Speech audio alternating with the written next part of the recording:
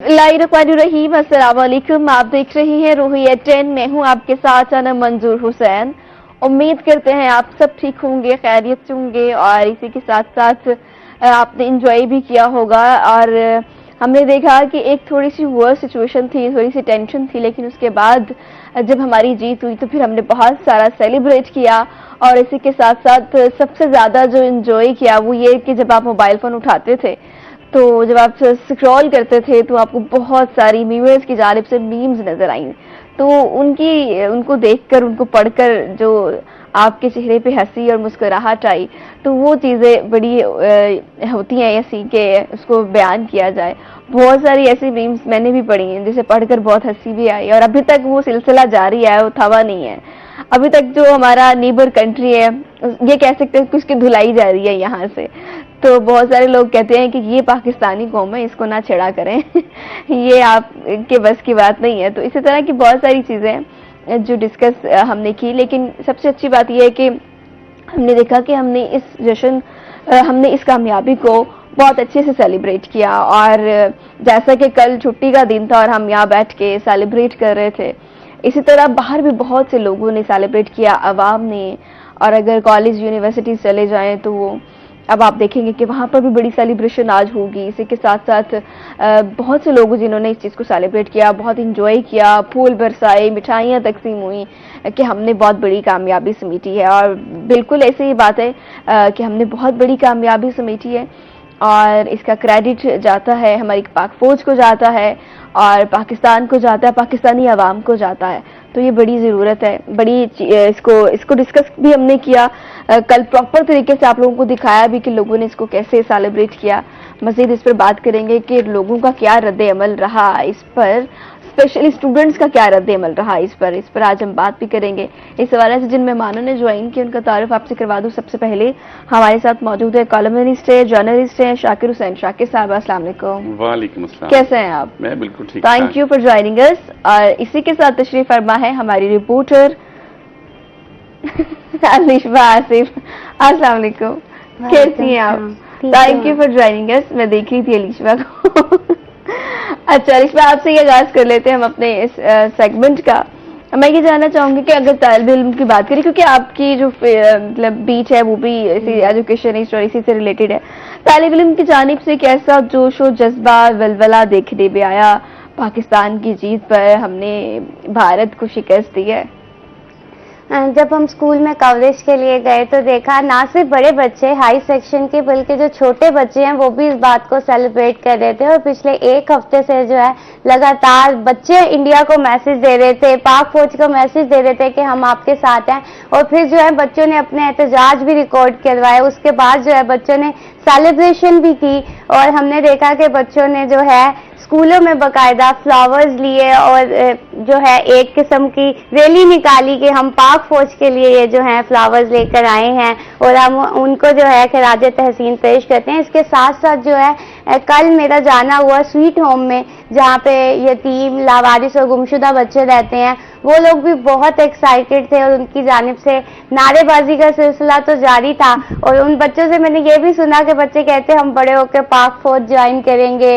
और क्योंकि आपको पता है कि काफी सालों बाद ये सिचुएशन देखी गई, और उसके बाद एक पैनिक भी क्रिएट हुआ एकदम से हमने देखा कि रात में पता चल रहा है हमें कि भारत की जानिब से बुज़दिलाना हमला कर दिया गया। तो बच्चों से लेकर जो बुजुर्ग अफराद तक हैं, वो हमें बाहर, अगर हमने बात की बाहर देखा तो बाहर लोग कह रहे थे कि हमें कोई डर नहीं है, हमारे साथ जो है हमारी पाक फौज खड़ी हुई है, तो हमें किसी किस्म का कोई डर नहीं है। और बच्चे जो है स्कूलों में वो ये मैसेज दे रहे थे कि हम अपनी पाक फौज के साथ है, अगर हमारी भी जरूरत है तो हमें बताएं। तो हमने देखा कि बच्चे बहुत ज्यादा एक्साइटेड दिखाई दिए। काफी अरसे बाद जो एक चीज बहुत दूर हो गई थी कि वतन से मोहब्बत, हुब्बुल वतनी का जज्बा नजर नहीं आ रहा था, वो एकदम से उभर के आया कौम में। और बच्चों से लेके बुजुर्ग अफराद तक जो है वो शामिल हुए मुख्तलिफ रैलियों में, मुख्तलिफ तरीके से मैसेज दिए गए। सोशल मीडिया पे बच्चे जो है बाकायदा मैंने देखा AI जनरेट करके AI से चीज़ें बना बना के पाक फौज के लिए लिख रहे थे, कुछ कार्टून्स बना रहे थे, पॉजिटिव वे में मैसेज दे रहे थे। तो वो एक बहुत अच्छी चीज़ थी। और स्कूलों में ख़ास तौर पे असातिज़ा की जानिब से भी ये बताया जा रहा था कि बच्चे जो है सुबह आते ही ये पूछते हैं अब क्या सिचुएशन है, हमें जो है आप करंट सिचुएशन बताएं कि सुबह की क्या सिचुएशन है। तो बच्चे भी इस सब में बहुत ज़्यादा उनकी इन्वॉल्वमेंट रही, और ना सिर्फ इन्वॉल्वमेंट रही बल्कि उन्होंने इसको भरपूर तरीके से सेलिब्रेट भी किया पाकिस्तान की विक्ट्री को।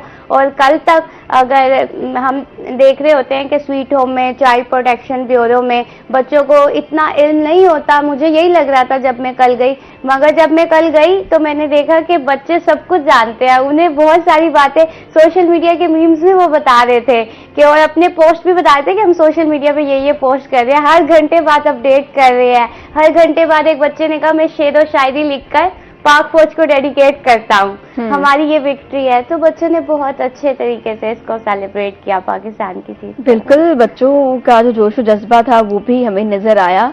इसी के साथ साथ वो जो मीम्स बनाएंगी वो भी हमने पढ़ी और हमने इंजॉय भी बहुत किया। शाकिर साहब, आपकी तरफ आती हूँ। पाक फौज ने अपनी सलाहियतों का इस्तेमाल किया और आगे मुस्तकबिल में उन सलाहियतों को इस्तेमाल करने के लिए महफूज भी रखा। इसी के साथ हमने ये हमारी पाक फौज ने बड़ी अच्छी कारकर्दगी दिखाई कि जब हमसाया ममालिक से बुज़दिराना रात के वक्त कार्रवाई की गई, उसके बाद फिर हमने बड़ा सब्र व तहम्मुल से उसका जवाब दिया। उसके बाद फिर हमने देखा कि जब हमने जवाब दिया तो बड़ा अच्छा जवाब दिया, इतना अच्छा जवाब दिया कि हमने अपने हमसाए ममालिक को सिखा दिया कि आइंदा, हाँ तो अगर ऐसी हरकत की तो फिर सोच समझ के किया। और मेरे ख्याल में अब तक कई सदियों तक जो है वो भारत सोचेगा कि अब मैंने आगे क्या करना है। तो इस हवाले से क्या कहेंगे? हमने बहुत इस विक्ट्री को एंजॉय भी बहुत किया। पहले तो अनम पूरी कौम को मुबारकबाद, ये पूरी कौम की फतह है। पाक फौज ने की वजह से ये दिन आया। बल्कि ऐसा था कि जब भारत ने हमला किया और ज़ाहिर है हम भी फील्ड में थे और लोगों से मुकालमा कर रहे थे, बातें कर रहे थे, इंटरव्यूज़ कर रहे थे, तो उस वक्त लोगों का जज्बा बड़ा दीदनी था, बड़ा शानदार जज्बा था। बल्कि यहाँ तक बात सामने आई कि उन्होंने कहा कि हम 25 करोड़ आवाम जो है ना वो पाक फौज बन गए हैं। ये जो जज्बा था ना ये किसी और कौम में नहीं था, पहली बात। दूसरी बात ये है कि जिस अंदाज से पाक फौज ने, जैसा आप खुद बता रही हैं, जवाब दिया है वो बड़ा कमाल का था। और उन्होंने रात के अंधेरे में, जिस तरह दुश्मन बुज़दिल होता है तो वो करता है, और भारत का तो ये वतीरा रहा है। अच्छा, वो भूल जाता है, भारत की याददाश्त अच्छी नहीं है। अच्छा, वो हमेशा मार खाता है और हमेशा भूल जाता है कि वो जो मिसाल है ना, मेरा ख्याल है भारत के लिए बनी हुई है, 100 जूते और 100 प्याज। तो ये भारत के साथ पहली मरतबा नहीं हुआ, हमने हमेशा इनको मारा है। और वो समझता है कि इलाके का वो गुंडा है, बदमाश है, लेकिन इस मरतबा जिस तरीके से उसको चुप करवाया गया है, मेरा ख्याल है कि मोदी को काफी अरसे तक ना टकोर रहेगी और याद भी रहेगा। ठीक हो गया। एक कॉलर हमारे साथ है। अस्सलाम वालेकुम।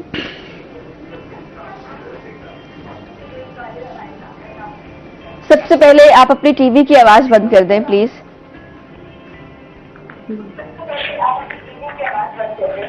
अस्सलाम वालेकुम।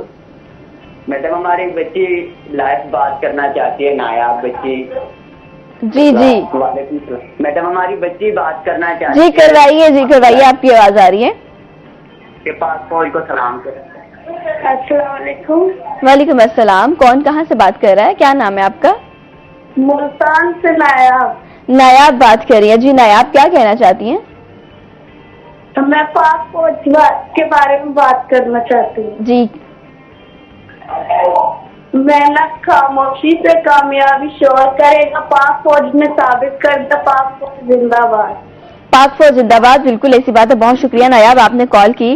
और शाकिर साहब, हमने देखा कि हमारा जो सिस्टम है वो बड़ी कामयाबी से काम कर रहा है। हमने बड़ी बहादुरी से मुकाबला करते हुए जिनको जिस चीज़ पर उनको घुमंड था हमने वो भी गिरा दिया। राफेल, आपको याद होगा कि पुलवामा में भी उन्होंने कहा था कि अगर हमारे पास राफेल होता तो हम बड़े अच्छे तरीके से जवाब दे सकते थे। तो अब तो उनके पास राफेल था तो हमने वो भी उनको मजा चखा दिया कि ये राफेल को फेल कर दिया। हमने फेल कर दिया। अच्छा, 2-3 बातें हैं उसमें। ये है अनम कि चूँकि अलिशबा फील्ड में थी, आप स्टूडियो में थे, हम ज़ाहिर है कि टेलीविज़न के सामने थे और सही सही रात जागते रहे हैं। फिर मुझे वो याद आ गया अपने वालदैन की वो बातें। ज़रा 1965 में हम नहीं थे, पैदा नहीं हुए थे, लेकिन 71 में छोटे थे बहुत ज़्यादा, हमें नहीं पता था। लेकिन एक ज़हन में था एक कि मतलब ब्लैकआउट कैसे होता है। अच्छा, वो ब्लैकआउट अभी जारी सारी है। दुश्मन को कमज़ोर नहीं समझना चाहिए। मैं आज भी ये कहता हूँ, ठीक है हमें फतह मिल गई, हम शादियाने बजा रहे हैं, लेकिन गफलत नहीं। वो किसी वक्त भी दोबारा से अपनी बुज़दिली का या अपनी हज़मियत का बदला लेने के लिए वो फिर से भी हमला कर सकता है। तो एक ब्लैकआउट वाला वो हमने पहली दफ़ा देखा। अच्छा, बचपन में ना हमारे, आप तो खैर तब पैदा नहीं हुई थी, लेकिन अपने वालिदैन से पूछेगा, तब हर गली मोहल्ले में ना एक सायरन होता था, लगा हुआ होता था, और सायरन बजा करता था, उसको बार बार टेस्ट करते थे। ये तो एक अरसे से चूंकि जंग के माहौल नहीं रहा, तो अब दोबारा से एक मरतबा हमने सायरन की आवाज़ें सुनी थी। एक तो ये, दूसरा ये है कि किसी भी मरहले पर, किसी भी जगह पर, जहाँ जहाँ पर जो मेरी बेटी रहती है जर्मनी में, उसका फ़ोन आया कहने के पापा जान मेरी हमसाइयाँ आई हैं। अब वो देख लें कि वो जर्मन हैं, उनको उर्दू नहीं आती, अंग्रेज़ी नहीं आती, तो उन्हें आके पूछा कि आपके वालिदैन या जो आपके पीछे रिश्तेदार हैं वो खैरियत से हैं। ये देखें, मतलब हर जगह पर लोग पाकिस्तान की खैर खाई चाह रहे थे। ये मैं बताना चाहता हूँ कि पाकिस्तान को मामूली मुल्क नहीं है, और ख़ुद पाकिस्तान के अंदर जो लोग मौजूद थे, जिस तरह रात मुल्तान में ज़िले इंतज़ामिया ने आतिशबाजी का इस खुशी में मुजाहरा किया है, वो भी तो खुशी का मुकाम था ना। और उससे 2 दिन पहले रैलियाँ निकाली गई हैं, फिर फतह के बाद शादियाने बजाए जा रहे हैं। ये भारत को, मेरा ख्याल है, अच्छा भारत के अंदर खुद बहुत बड़ी रिजेंटमेंट आ रही है। देखो, सिखों ने कहा था कि हम जब पाकिस्तान पे आप हमला करेंगे हम आपके साथ नहीं होंगे, पहली बात, ये एक बहुत बड़ा मैसेज था। फिर बांग्लादेश ने ऐलान कर दिया कि अगर पाकिस्तान पर हमला करता है भारत, तो जिन जगहों पर भारत ने बांग्लादेश की जगहों पे कब्जा कर रखा है, हम उसके जवाब में भारत पर हमला करेंगे। एक दूसरा थ्रेट आ गया। फिर मकबूजा कश्मीर में तो ऑलरेडी जंग जारी है। पाकिस्तान की तरफ से तो वैसे वो खौफजदा रहता है, उनको अंदाज़ा नहीं था कि पाकिस्तान की जो फ़िज़ाई टेक्नोलॉजी है, ये जो जितने भी हमारे पास मिसाइल हैं, और इस अंदाज से हमने बनाए थे, वो हमने कोई सजाने के लिए या नुमाइश के लिए नहीं थे, वो चलाने के लिए रखे हुए थे। और अभी उसको ये भी पता था कि हमारे पास एटम बम, एक नहीं कई एटम बम हैं। तो ये सब चीज़ें अगर हम मिलाकर देखें, तो उसके बाद एक चीज़ जो हमारे पास है वो उनके पास नहीं है, हमारे पास जज्बा शहादत है। बिल्कुल, उनके पास हलाकत का खौफ है। ये है जमीन आसमान का फर्क।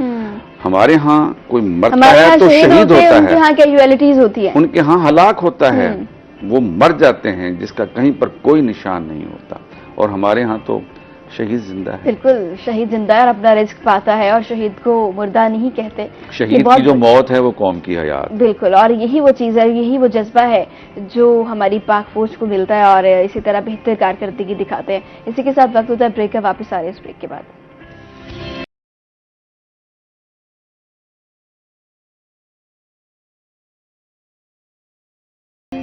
वेलकम बैक, एक दफा फिर से खुश आमदीद कहते हैं आपको, और इसी के साथ अलिशबा आपकी तरफ आते हैं। हमारे यहाँ सबसे बड़ा जो अलमिया वो ये है कि हम किताबों से बहुत दूर होते जा रहे हैं। हमारी किताबों के बड़े मसाइल आ गए।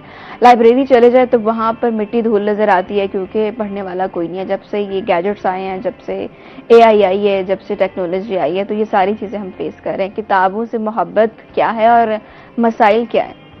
किताबों के मसाइल तो बहुत ज़्यादा हैं। जो स्कूल में बच्चे पढ़े हैं उनके पास ही किताबें मैसर नहीं है। और अगर लाइब्रेरीज से शुरू कर देते, आपने लाइब्रेरीज की बात की, मुल्तान की, तो मुल्तान की लाइब्रेरीज अगर आप देखें, एक ही हमारे पास लाइब्रेरी है जो यहाँ पे है स्पोर्ट्स कॉम्प्लेक्स में, उधर गैजेट्स मौजूद हैं इलेक्ट्रॉनिक, तो वहाँ पे हमें ज़्यादा रश नज़र आता है। दूसरी हमारे पास गैरिजन लाइब्रेरी है, वहाँ पे भी गैजेट्स हैं, मगर वहाँ पे आवाम की रसाई जो है काफ़ी दूर दराज से लोग इतने नहीं जा सकते।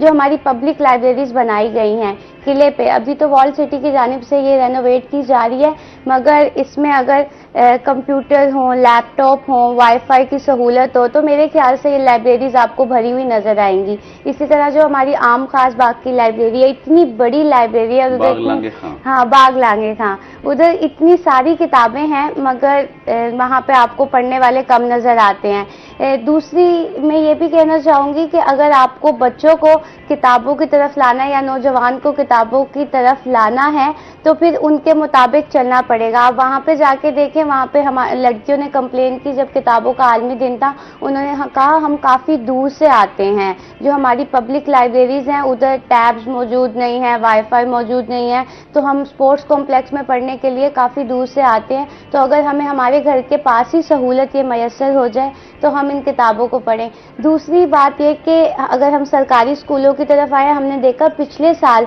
बच्चों को सिर्फ 40% किताबें दी गई थी और कहा गया था कि आइटम बैंक्स बना रहे हैं। आइटम बैंक बेसिकली वो ये था कि बुक बैंक को उन्होंने आइटम बैंक्स में कन्वर्ट कर दिया था कि जो पुराने तालिबे इल्म यानी जो पास आउट हो गए वो किताबें देंगे। अब उसमें से जो किताबें होती थी वो सिर्फ 70% ही इस्तेमाल की थी जो निकाली गई। उसके बाद इस साल जो है सिर्फ 1 से लेकर 3 क्लास तक के बच्चों को किताबें दी गई हैं, यानी बाकी जो जितनी भी हमारी क्लासेस हैं उनमें सिर्फ 10% किताबें डिस्ट्रीब्यूट की गई हैं, जिसकी वजह से इस वक्त अगर मुल्तान की बात करें, सिर्फ मुल्तान डिवीजन की, तो तकरीबन 7,75,000 बच्चों के पास किताबें हैं ही नहीं, क्योंकि पिछले साल भी उन्होंने पुरानी किताबें इस्तेमाल की थी। जो इस साल उन्होंने आइटम बैंक बनाया उसमें से सिर्फ 20% किताबें निकली और आपने नई किताबें दी 10।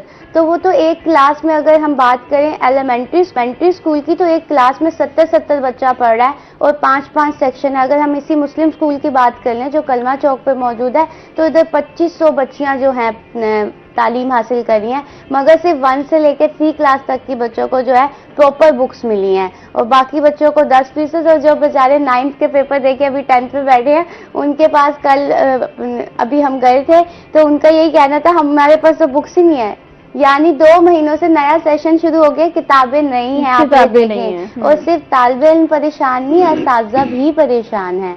जहाँ पे किताबों की वजह से तालिबे इल्म को इश्यूज आ रहे हैं, असातिज़ा जो है वो कितने नोट्स बनवा देंगे, कितना कह देंगे। और सरकारी स्कूल में सबसे ज्यादा अहम मसला ये होता है कि क्लास में 70 बच्चे हैं तो 10 बच्चे, ज्यादा से ज्यादा 10 बच्चे बाहर से किताबें ले लेंगे और उनको तो जब हम अपनी इनरोलमेंट कैंपेन कर रहे होते हैं स्कूलों में, तो उनको तो काइंडली जबरदस्ती स्कूलों में लाया जा रहा होता है, उनके वालिदैन को कन्वेंस किया जा रहा होता है कि भाई इनको स्कूल भेजें, इस तरह का सीन होता है। मगर अगर किताबें ही नहीं देंगे बच्चों को तो वालिदैन इतना अफोर्ड नहीं कर सकते। और कुछ वालिदैन होते हैं कि उनको बस, हमने कुछ स्कूलों में देखा, पहले समरा पब्लिक स्कूल था, अब वो इधर से खत्म हो गया है, तो उन स्कूलों में ये था कि असातिज़ा जो है पैसे मिलाते थे और कुछ वालिदैन को जो है, झोपड़ी वाले बच्चे होते थे, शाकिर साहब ये बड़ी अहम बात है कि झोपड़ी वाले जो बच्चे होते थे उनके घर वालों को बाकायदा महीने के 1000 रुपए देते थे, गवर्नमेंट नहीं दे रही कि आप अपने बच्चों को भेज दें। और उनमें से एक बच्चा हमने देखा बाबा स्कीम पे काम करता था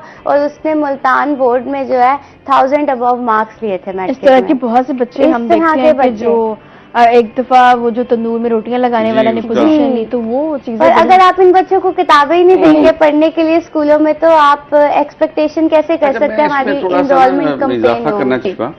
वो ये है कि जो गवर्नमेंट की किताबें हैं ना, वो इतनी महंगी नहीं है। हाँ। थोड़ा सा ना वालिदैन को भी सेक्रीफाइस करना चाहिए। जब आप मिसाल देती है ना कि अगर वो किसी आइसक्रीम वाली शॉप पे काम कर रहा है या किसी होटल पे काम कर रहा है, तो इतने वसाइल होते हैं नंबर 1।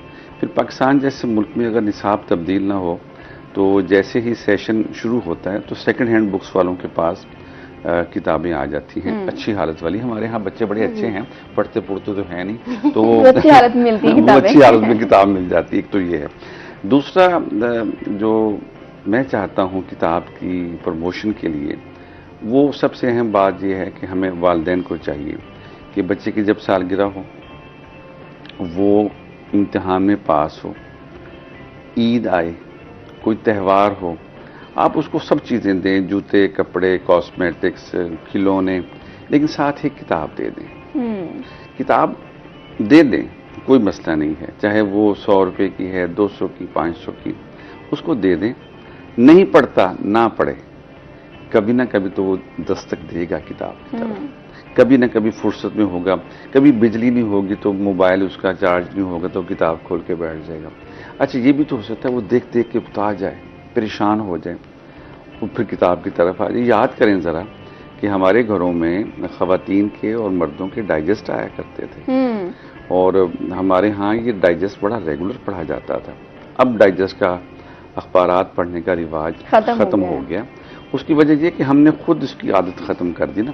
अभी जैसे अनम कह रही है कि वो आ गई हैं, इलेक्ट्रॉनिक्स की डिवाइस आ गई हैं, टेलीविज़न का जवाब भी अब ख़त्म होता जा रहा है, हम मोबाइल पे सब चीज़ें देख रहे हैं। हमारा ये प्रोग्राम बेशुमार लोग मोबाइल पर देख रहे होंगे। हमें किताब की तरफ लाना होगा। और जहाँ तक लाइब्रेरीज़ की बात है तो स्कूल के अंदर लाइब्रेरी को दोबारा से उसका आया होना चाहिए, दोबारा से शुरू करें। लाजमी है हर स्कूल में एक लाइब्रेरी, और लाइब्रेरी का हमारे ज़माने में तो पीरियड होता था, हमें वो छुट्टी दे देते थे, जाएं अब लाइब्रेरी में जाके किताबें पढ़ें। मुझे अच्छी तरह याद है कि मैंने जो अहम किताबें हैं वो लाइब्रेरी से निकलवा कर पढ़ी। तब इतने पैसे नहीं होते थे, याद है खुशबू जैसी किताब इतनी ज़ख़ीम 36 रुपए की थी, नहीं पैसे होते थे। 12 मरतबा इस तरह की किताबें शफीकुर रहमान को, अब्दुल्ला हुसैन को, असमत चुगताई को, सादत हसन मंटो, ये सारी हमने लाइब्रेरी से निकलवा कर पढ़ी। कोई मसला नहीं है, लाइब्रेरी को दोबारा एक्टिव किया जाए, वहाँ पर किताबें खरीदी जाएं। और स्कूल, कॉलेजेस, यूनिवर्सिटीज़ में अभी रिवाज है किताब का, वहाँ पर किताब के बगैर आपका गुजारा। हाँ, वहाँ तो नहीं आप चल सकते किताब के बगैर।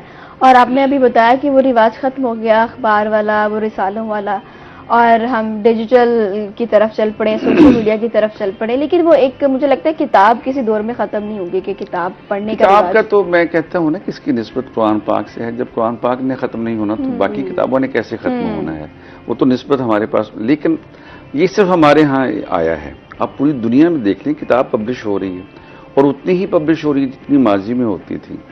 अलबत्ता उनके अब 3-4 वर्जन आ गए हैं। एक तो उनका ऑडियो वर्जन आ जाता है, मतलब अब वो लॉन्ग ड्राइव पे जाते हैं तो वो सीडी प्ले कर देते हैं और वो आवाज़ उनके कान में आ रही होती है, जैसे किताब रीड करते हैं ना। एक तो ये आ गया।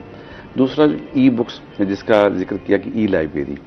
अच्छा, ई लाइब्रेरी तो है, अब ई लाइब्रेरी हर जदीद लाइब्रेरी को, गैरिजन लाइब्रेरी में लाखों किताबें तो हैं ही हैं, वहाँ करोड़ों ई बुक्स भी मौजूद हैं। आप उनको जाएं और जहाँ पर डाउनलोड कर लें, पढ़ लें, अच्छी बात है।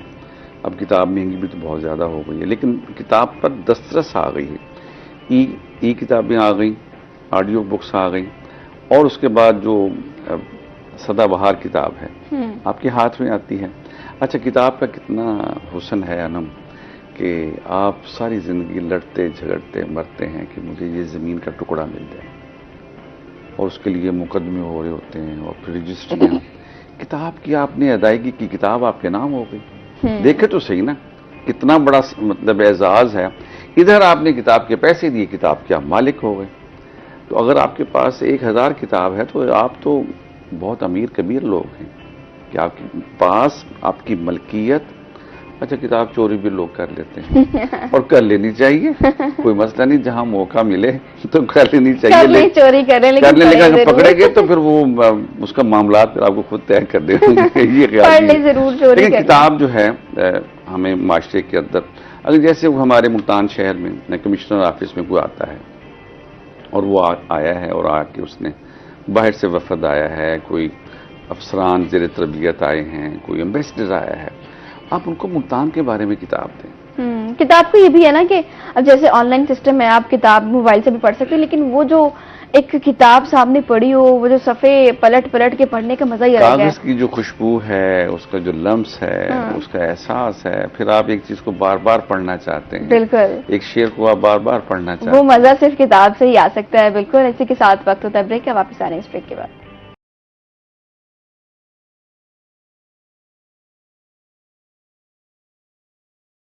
Welcome back. एक दफा फिर से खुशामदीद कहते हैं। शाकिर साहब, हम ये जानना चाहते हैं कि हमने बहादुरी से मुकाबला तो किया, लेकिन सबसे इम्पोर्टेंट चीज़ एक ये थी कि हमने उनका राफेल गिराया। उसके बाद ये थी कि हमने उनका जो S-400 सिस्टम था, हमने उसको तबाह किया।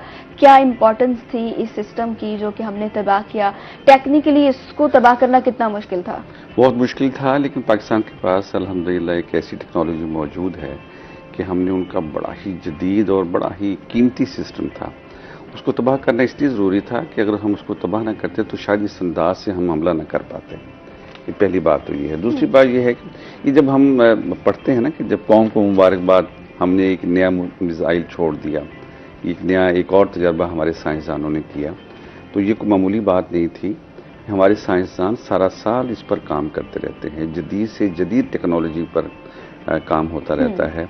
ये जो एयर स्पेस है ना, एरोस्पेस के अंदर ही हमने बाकमाल काम किया और उसका समर ये है कि आखिरकार हमें कामयाबी मिली। अच्छा, भारत को अंदाज़ा नहीं था, वो ये समझ रहा था कि पाकिस्तान के पास ऐसी कोई टेक्नोलॉजी नहीं है। अब आप देखें ना कि हमारे जो फिजाइया के जवान हैं वो जाने से पहले अपने डेथ वारंट पर दस्तखत करके जा रहे हैं, वसीयत कर रहे हैं। मेरे पास हमारे एक अजीज़ हैं, डॉक्टर साहब हैं, तो उनका बेटा फ़ौज में है। एक और हमारे रिश्तेदारों में उनका भी बेटा फ़ौज में है। तो मैं उनके साथ राब्ते में था, तो मैं देखना चाहता था कि उनका मोराल कैसा है।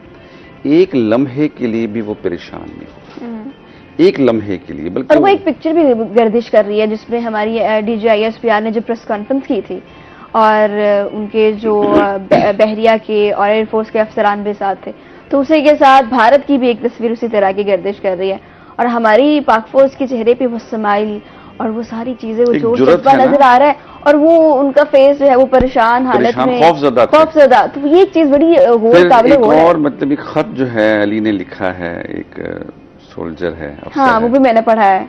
देखिए वो खत की जुबान देखें और कैसे वो माँ को याद कर रहा है और माँ के साथ उसने वो सारा किया। ये जज्बा जो है, फिर जब हम टेक्नोलॉजी की बात करते हैं तो अब उनको भी, भारत को भी अंदाज़ा हो गया कि हमारा जो हमसाया मुल्क जिसको हम दुश्मन करार दे रहे हैं, इसके साथ छेड़खानी करना आसान नहीं है। ये तो अभी हमने छोटा सा जवाब दिया है। अब वो अगर खुदा ना खास्ता, मैं तो अब यही कहूँगा, अगर वो दोबारा से दरअंदाजी करता है तो अब उसको बेहतर जवाब, इससे बेहतर जवाब देंगे। और वही बात जो मैंने आगाज़ में कही है कि अभी हम गफलत में नहीं हैं, अभी हम सोए नहीं, जाग रहे हैं। और ये भी तो देखने में आया ना कि सीज फायर के बाद भी बहुत सारी जगहों पे पोस्टें आई कि सीज फायर की खिलाफ वर्जी कर रहे हैं, मुसलसल उन्होंने आकर हमले किए हैं। फिर उनकी तरफ से आया कि वो LOC पर होने वाली रोजमर्रा की जो फायरिंग है, अच्छा, वो कंट्रोल लाइन पे तो ये सारा साल रहता है। कंट्रोल लाइन पे तो वो सारा साल, मतलब कश्मीर में कंट्रोल लाइन में दरअंदाजी करते रहते हैं। लेकिन आप ये देखें कि पाक फौज की तरफ से, बल्कि मैं कहता हूँ तमाम फोर्सेस की तरफ से, बर्री बहरी, वो ऐसा मिलकर जवाब दिया गया। उनके तो वहम। अच्छा, फिर एक और देखें, ISPR के जनरल साहब की तरफ से जो प्रेस कॉन्फ्रेंस, जब उन्होंने फिजाइया को साथ बिठाया तो वो लोग हैरान हो गए कि इनके यहाँ गुफ्तगू करने का कैसा शानदार हुनर है, यानी कि अपनी बात को इतनी आसानी से और बड़ी जुर्रत के साथ बयान कर रहे हैं। अब इसके मुकाबले में आप भारत के तर्जमानों का देखें तो वो पागल हुए पड़े, उनको समझ नहीं आ रही। उनके अपने एंकर्स, उनके अपने तजिया निगार, वो उनको समझ नहीं आ रही। वो पार्लिमान में मोदी को जिस तरीके से लताड़ा जा रहा है, ये एक बड़ा वाज़ेह फ़र्क है। एक तरफ हमारा पार्लिमान है जो मुत्तहिद हो गया है, एक उनका पार्लिमान है जो बुखला गया है और मोदी को जिस तरीके से वो ताने दिए जा रहे हैं, वो बड़ी हैरानकुन बात है। ये सबसे अहम बात। दूसरी बात ये है कि जब कभी कौम पर इस तरह का कोई वक्त आता है तो ये पाक फौज के साथ ऐसे खड़ी हो जाती है जैसे जो छोटा बच्चा अपने वालिदैन के पास जब बारिश आ रही होती है। आपने वो पिक्चर भी देखी होगी ना कि जब मिसाइल चल रहा है और साथ में एक फौजी खड़ा है, साथ में एक पाकिस्तानी शहरी नीचे खड़ा है और से इसको देख रहा है कि सही से चला रहा है कि नहीं। अब ये देखे ना कि अच्छा, फिर जिस तरीके से अल्लाह अकबर की आवाज है मिसाइल चलाने से पहले, नारा, मतलब देखे ना, आप हवास में हैं तो ये बात कर रहे हैं ना, आपकी हवास गुम हो तो आपको तो अपना पता नहीं होता। मुझे याद है अलिशबा, आप जो कि स्टूडेंट बीट करती हैं, आपको मजे वाली बात, मतलब कमज़ोर सा था जब मैं फर्स्ट ईयर में था, तो उस वक्त NCC की ना तरबियत लाजमी हुआ करती थी। तो सिविलियन कॉलेज में ना बैरक बनी होती थी, तो बैरक में ना रख के ना हमारे इधर कंधे पर वो चलाते थे गन, बंदूक। वो इधर से उसने कहा ट्रैगर दबाओ, हमारे जो ट्रेनर था, मैंने दबाया तो मैं ऐसे झटका लगा, मैं उल्टा हो गया। ये तो कोई आसान काम नहीं, मैं ये आसान, वो तो गन जो होती है ना, मैंने भी उठाई है, उसको तो उठाना ही बड़ा मुश्किल है। उठाना बड़ा मुश्किल है।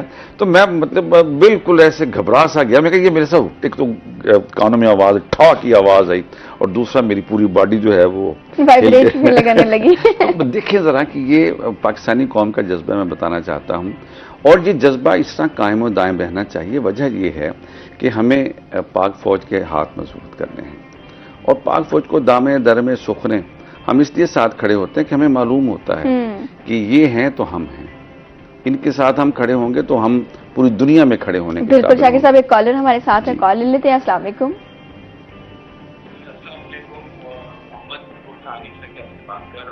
जी शकूर खान। शाकिर साहब ने मुझे याद दिला दिया कि मैंने भी नेशनल कैडेट कोर किया हुआ है, जिसके 20 मार्क्स हुआ करते थे सेकंड ईयर में। तो ये तो इन्होंने कहा जी वो वाकई वो उसको जो हम गन की ट्रेनिंग दी जाती थी, वो उसको हमारे इलाका में 303 कहते थे, वो जिसको अपनी जुबान में ये पक्की गोली थी, वो बड़ी अच्छी ट्रेनिंग थी। और मैं चाहता हूँ कि वो कॉलेज और यूनिवर्सिटीज में होनी चाहिए कि हमें हर वक्त तैयार होना चाहिए अपने मुल्क की दिफा के लिए। आज़ादी की जो नेमत है वो बड़ी कुर्बानियों से आज़ादी हमें मिली है, और बड़ी काविशों से मिली है। कायद आज़म मोहम्मद अली जिन्ना, अल्लामा इकबाल, उनकी जो एफर्ट्स थी, मौलाना मोहम्मद अली जौहर, और बहुत से ऐसे नाम जिन्होंने ये सेक्रीफाइस किया, तो उसके लिए तो हमें तैयार रहना चाहिए। लेकिन सबसे बड़ी बात जो हमारी पाक फिजाइया ने अल्लाह ताला के फजलो करम से, अल्लाह ताला के फजल करम से, मैं फिर कहूँगा हमें इस पे अल्लाह का शुक्र अदा करना चाहिए। अल्लाह ने जो कामयाबी हमें अता की, अल्लाह इससे बढ़ के और कामयाबियां दे, और दुश्मन को कभी अल्लाह मौका ना दे कि वो हमारी पाक सरजमीन की धरती की तरफ हमारी बहनों, हमारी बेटियों, हमारी माओ और हमारे बुजुर्गों की तरफ ठीक है, मैली आंख भी ना उठे। ठीक है, बहुत शुक्रिया शकूर खान। बिल्कुल हमारा जोश और जज्बा भी इसी तरह है पाक फौज के लिए। अलिशा, मैं आपकी तरफ आती हूँ। वर्ल्ड सिटी अथॉरिटी की जानिब से जो शहर को खूबसूरती के लिए काम किया जा रहा है, उस पर बताएं हमें कि क्या काम हो रहा है।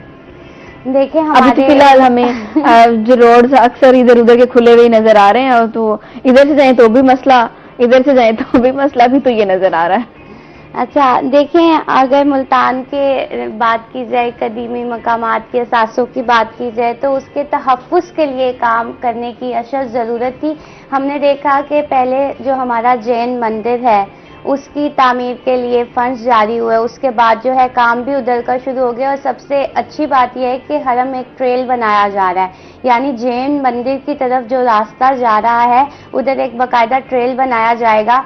जो बीच में बाजार है उधर से जितनी भी तजावुज़ात हैं वो सारी हटाई जाएंगी, और उसको बाकायदा खूबसूरत ट्रेल की शक्ल दी जाएगी। और उसके साथ साथ जो है वर्ल्ड सिटी की जानिब से मंदिर को बिल्कुल उसकी असल हालत में लाया जाएगा, और ये मुल्तान का पहला ऐसा मंदिर होगा जो अपनी असल हालत में आने जा रहा है। हमारे देखने वालों को ये बताएं कि जैन मंदिर की लोकेशन क्या है?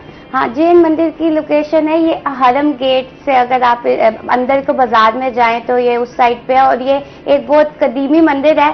तकरीबन जो है जब जैन बिरादरी इंडिया जा रही थी तो वो यहाँ पे अपनी मूर्तियां ले गई थी वहां से, पर अभी भी जो है उनकी तस्वीर और जो दीवारों में बनी हुई हैं वो मूर्तियां, वो अभी भी वहां पे मौजूद हैं।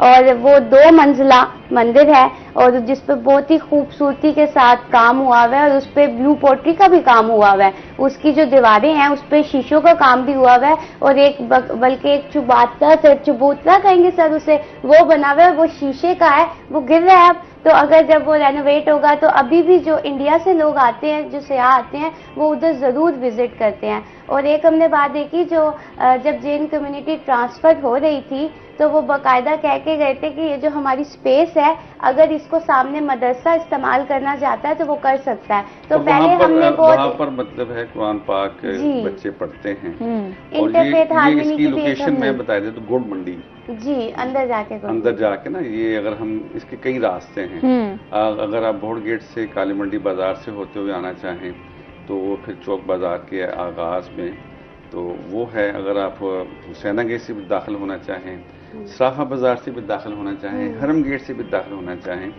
तो वहाँ पर एक ज़माने में डॉक्टर बदर कुरैशी उनका क्लिनिक होता था। एक म्यूनिसिपल काउंसलर थी इंतज़ार हुसैन कुरैशी, वो भी उसी इलाके में रहते थे। उनके सामने, उनके घर के सामने था।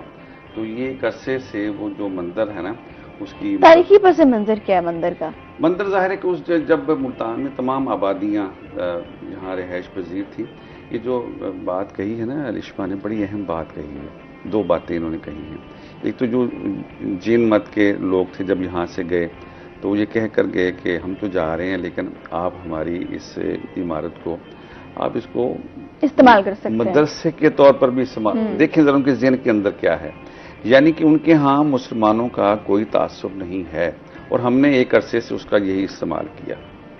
दूसरा इन्होंने ये बात कही कि उसमें बिलू पार्टी, इसका मतलब ये है कि ये जो मुल्तानी बिलू पार्टी है, ये जो हमने रखा हुआ है सामने, मेरे कैमरामैन से मैं कहूँगा ये दिखा दें ताकि हम, वो ये है कि जब हम बिलू पार्टी की बात करते हैं तो फिर हाँ, ये सारी हमने सारा ये देखें ये हमारे पीछे भी, तो वो इसकी कदामत का भी पता चलता है।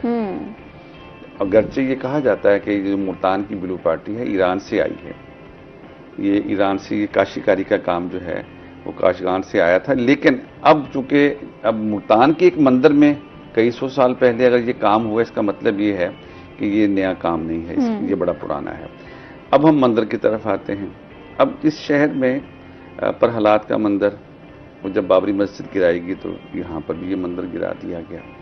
तो ये बेसिकली किसी भी शहर के अंदर, और फिर मुल्तान जैसे शहर के अंदर जितने भी हमारी अक़लियतें हैं, अगर उनकी इबादत गाहें हैं, तो खैर सगाली के तौर पर आपका पूरी दुनिया में जो चेहरा है ना वो बड़ा अच्छा हो जाता है कि देखें कि एक ऐसा शहर है जहाँ पर तमाम मसलक के लोग तो हैं ही हैं, दीगर मुसलमानों के अलावा जितने मसलक हैं। अब देखना इस शहर में अब सिख भी काम कर रहा है, हिंदू भी काम कर रहा है, ईसाई भी काम कर रहा है, चर्चेज हैं, हिंदुओं की इबादत गाहें हैं। शमशान घाट हुआ करता था। अब आप पूछेंगे वो कहाँ होता था, तो मैं आपको बता देता हूँ। शमशान घाट ग्रास मंडी की तरफ होता था। अब ज़ाहिर हिंदू उस इतनी तादाद में नहीं रहे हैं, मुल्तान में रहते हैं, उनकी अपनी कॉलोनी है। अगर हम चौक अजीज़ होटल से जाएं और फेडरल गर्ल्स कॉलेज के सामने एक आबादी है, वो हिंदुओं की आबादी है, लेकिन चूंकि अब अक़लियत में हैं वो खौफज़दा हैं। हमारे कई दोस्त यहाँ पर सरकारी मुलाजमतों में भी हैं, तो नंदलाल यहाँ सोशल वेलफेयर में काम करते हैं, तो अब वो खौफज़दा हैं कि नहीं, अब हम अपनी डेड बॉडीज़ को नहीं शमशान घाट नहीं ले जा सकते, जला नहीं सकते। तो वो अक्सरियती जो उनका फैसला है कम्युनिटी का, उसके तो जैन मंदिर की बात हो रही है, प्रहलाद का मंदिर है, सूरजकुंड रोड पे मंदिर होते थे। तो ये एक अच्छा आगाज़ है, उसका ढांचा मौजूद है जैन मंदिर का। प्रहलाद के मंदिर पे तो आपको पता है ना कि हमारे यहाँ होली का त्यौहार था वो वहीं से स्टार्ट हुआ था। तो ये तो इस पर तो एक अलग से प्रोग्राम होना चाहिए मुल्तान के मंदिरों पर। मुल्तान के उन जो लोग, वो लोग जिनका दीगर मसलक से ताल्लुक है, उनको भी हाईलाइट करना चाहिए। बिल्कुल, हमारे फ्लैग में व्हाइट एंड ग्रीन है, तो व्हाइट जो हम माइनॉरिटी को बताते हैं तो हम बड़ी रिस्पेक्ट भी करते हैं उनकी। इसी के साथ वक्त होता है ब्रेक का, वापस आ रहे हैं इस ब्रेक के बाद।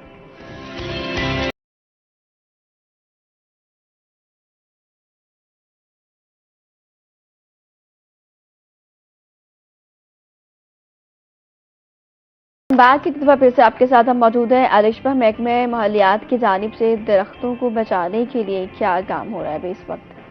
हम इसको स्कूलों से सबसे पहले जोड़ देते हैं। अगर हम बात करें, हमने देखा है कि हमारे पिछले 2 सालों में तकरीबन स्कूलों में जो है 8 लाख पौधे लगाए गए थे। अब जब एक सर्वे हुआ उसके मुताबिक हमने देखा कि किचन गार्डन भी बनाए गए हैं मुख्तलिफ स्कूलों में, और मुख्तलिफ इंतज़ामिया के लोग जाते थे, जब भी पौधा लगाना होता था बाकायदा फ़ोटो सेशन होता था, सब होता था। मगर इस साल जब सर्वे हुआ तो देखा कि उनमें से सिर्फ 1200 ही पौधे होंगे जो सही हालत में मौजूद थे।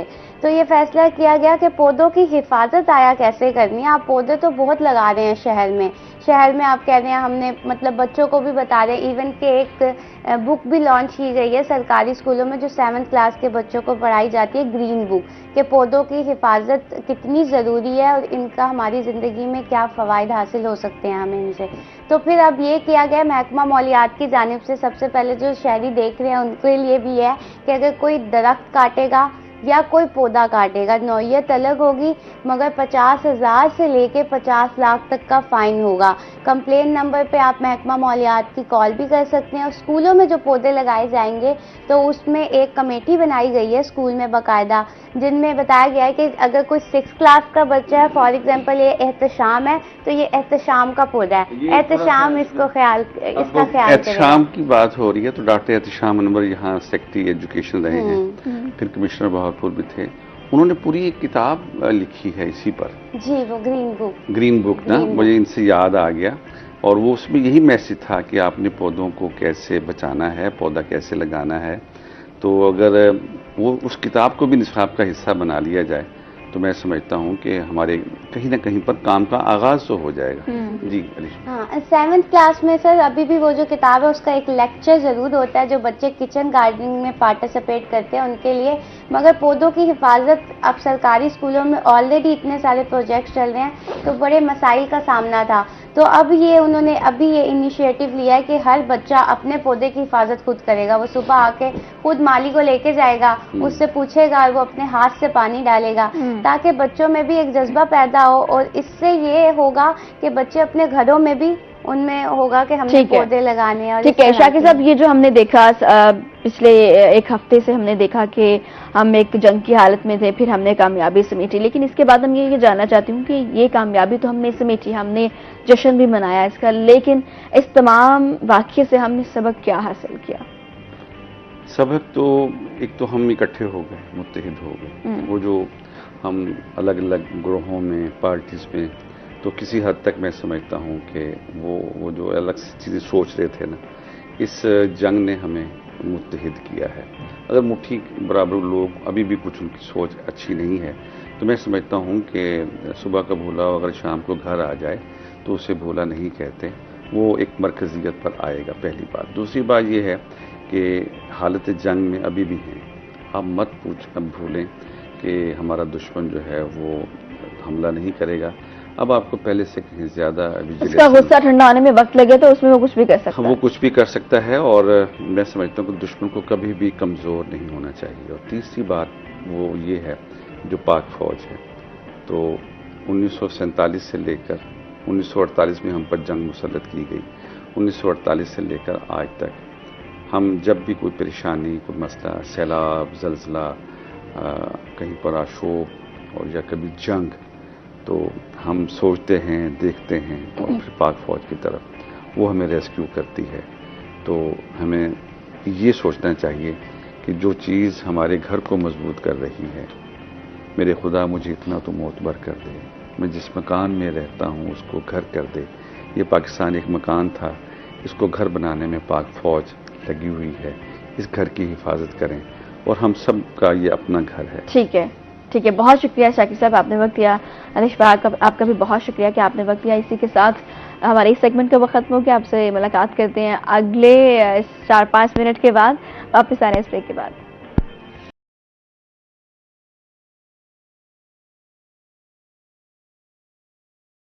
Welcome back. एक बार फिर से आपको खुशामदीद कहते हैं। और जिंदगी में सेहतमंद होना बड़ा जरूरी है, लेकिन इसी के साथ साथ हम देखते हैं कि बीमारियां भी इसी लाइफस्टाइल का हिस्सा हैं और इंसान बीमार भी हो जाता है। और उसी में बहुत सारी बीमारियां ऐसी हैं जो कि हम सोचते हैं, हम कहते हैं कि यार ये तो बहुत ऐसी बीमारी है जिसका इलाज नहीं है। जैसे कैंसर की बीमारी है, उसके बारे में लोग सुन के बड़ा खौफजदा हो जाते हैं। इसी तरह थैलेसीमिया की एक बीमारी है जो लोग ये सोचते हैं कि शायद थैलेसीमिया का इलाज नहीं है, बहुत मुश्किल है ये सारी चीज़ें। तो थैलेसीमिया होता क्या है, अगर किसी को थैलेसीमिया है तो फिर उसका इलाज क्या है, इस पर भी आज हम बात करेंगे। इसी के साथ साथ आपको बताएं कि मैदा आपका सेहतमंद होना बड़ा ज़रूरी है। जब मैदा नहीं ठीक होगा तो फिर आप भी सेहतमंद नहीं होंगे।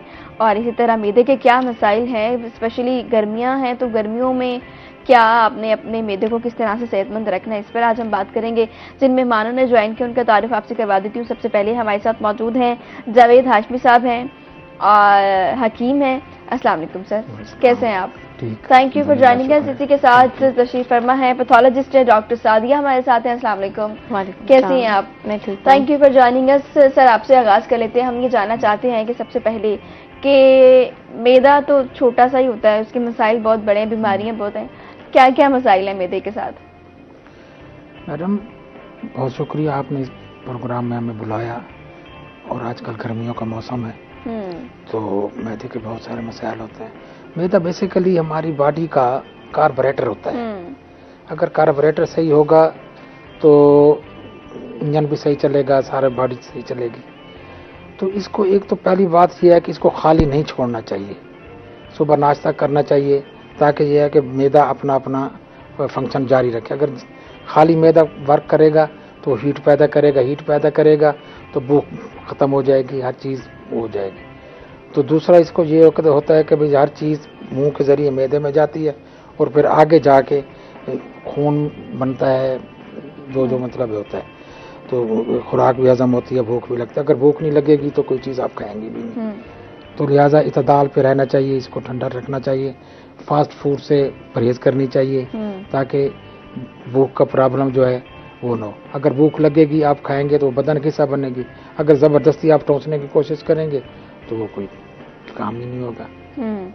तो हल्की फुल्की सब्जियां का इस्तेमाल करना चाहिए और पेट भर के नहीं खाना चाहिए ताकि हमारा वो सारा सिस्टम जो है वो आगे चल के वो करे। दूसरा ये होता है कि हमारी ये देसी अद्वियात जो होती हैं, जड़ी बूटियाँ, ये खुराक भी होती हैं और अद्वियात भी होती हैं। इनको ये ना समझा जाए कि भाई मतलब हम ये क्या खा रहे हैं, ये हम जो सब्जियां खा रहे हैं ये दवाइयाँ भी इस्तेमाल होती है और हमारे मैदे में भी वो सारा फंक्शन करता है। जैसे आजकल मौसम है, इसमें लीमू का इस्तेमाल ज़्यादा करना चाहिए, अजवाइन देसी, ज़ीरा सफ़ेद, इलसी, इसका सफ़ूफ बनाकर इसका भी इस्तेमाल करना चाहिए। रात को सोते हुए 1 चम्मच ले लेना चाहिए ताकि ये है कि सारे दिन का खाया हुआ वो बदन का हिस्सा बने और गैसेस ना बने और कब्ज़ वगैरह का प्रॉब्लम भी ख़त्म हो जाए और बदन जो है वो ताकतवर भी बने। ठीक हो गया। अच्छा, मैदे का एक बड़ा मसला मैदे में तेजाबियत का होना है कि हम देखते हैं कि कुछ भी खा लेते हैं तो हमें ऐसा लगता है कि बहुत जलन हो रही है, मैदे से लेकर गले तक हमें जलन महसूस होती है। ऐसा क्यों होता है? मैडम मैंने यही बताया है ना आपको, मैदा जब खाली वर्क करेगा ना, क्योंकि ये ग्राइंडिंग मशीन है ना, अंदर चल रही है, अगर इसमें कोई खुराक खड़ी है थोड़ी बहुत तो उसने तो अपना फंक्शन सही कर लेना है। अच्छा। उसने कोई गैस भी नहीं छोड़नी और ना ही ऊपर कोई बुखारात छोड़ने हैं। हाँ। जब वो खाली मैदा काम करेगा वो हर चीज़ जो है ना आपके पहले गले में फिर दिमाग में, और उसी वजह से चक्कर भी शुरू हो जाते हैं, टेंशन भी शुरू हो जाती है, मिजाज भी चिड़चिड़ा हो जाता है। तो इसको इसलिए इसमें कुछ ना कुछ डालना चाहिए, ये नहीं भाई किसी को फॉल कर देना चाहिए। चाहे आपको मतलब थोड़ी सी महसूस हुई है भाई मैदा खाली है तो आप 2 बिस्किट ले लें। मतलब मैदे को खाली नहीं रखना। जब आप मैदे को खाली रखेंगे ना तो फिर आपके ये सारे मसाइल जो है ना ये सारे वो खत्म हो जाएंगे। ठीक हो गया। डॉक्टर सादी आपकी तरफ आते हैं।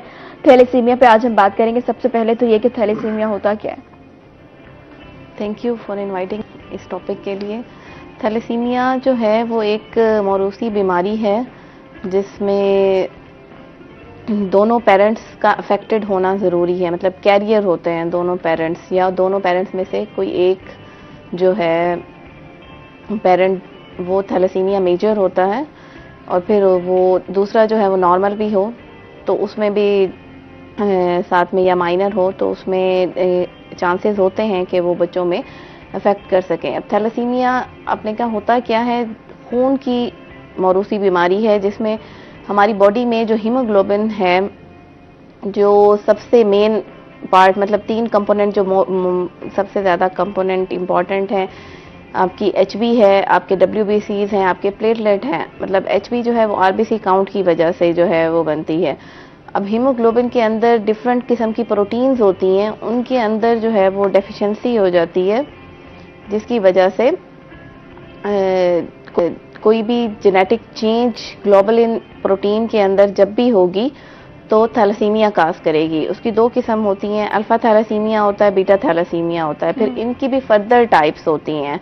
ठीक है, मतलब हमारे यहाँ जो थैलेसीमिया मेजर है that is causing burden on this society. Thalassemia minor का पेशेंट जो है वो बिल्कुल भी इस तरह से नहीं पता चलता, वो नॉर्मल जिंदगी गुजार रहा होता है, या ज़्यादा से ज़्यादा उसको हल्की से उसकी एचबी कम होती है, बहुत कम, जब वो कोई उसको सीवियर मसला हो गया तब पता चलता है। लेकिन थैलेसीमिया मेजर जो है वो हमारे जो है हमारी आबादी में जो जिसको हम थैलेसीमिया कहते हैं, ये थैलेसीमिया मेजर का होना जो है वो ज़्यादा ख़तरनाक है और वो ज़्यादा जो है वो अफेक्ट करता है।